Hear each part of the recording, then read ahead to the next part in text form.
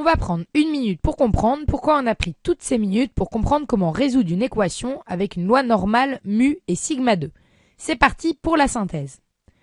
On peut nous demander de résoudre deux types d'équations avec la loi normale mu sigma 2.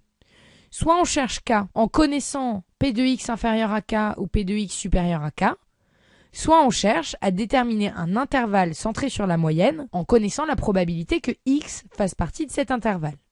Si on cherche k en connaissant p de x inférieur à k. Génial, on est dans le seul cas où la calculatrice comprend l'expression p de x inférieur à quelque chose. Du coup, k vaut directement inv norme CD de la probabilité puis sigma puis mu, ou frac normal de la probabilité puis mu puis sigma.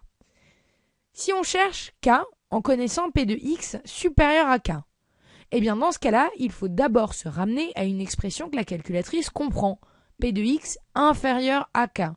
Pour ça, on passe par l'événement contraire 1 moins p de x inférieur à k, et on vient de se ramener à une équation de la forme p de x inférieur à k égale, qu'on sait résoudre directement à l'aide de la calculatrice.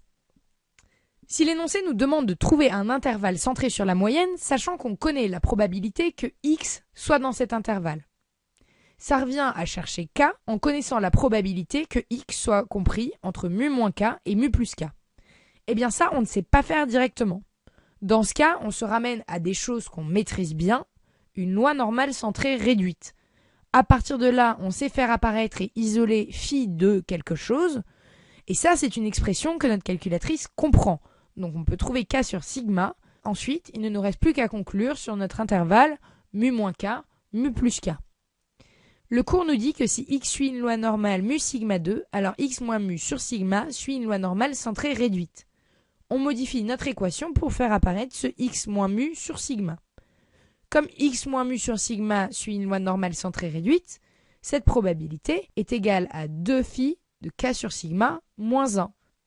On isole phi de k sur sigma et on trouve sa valeur immédiatement grâce à la calculatrice.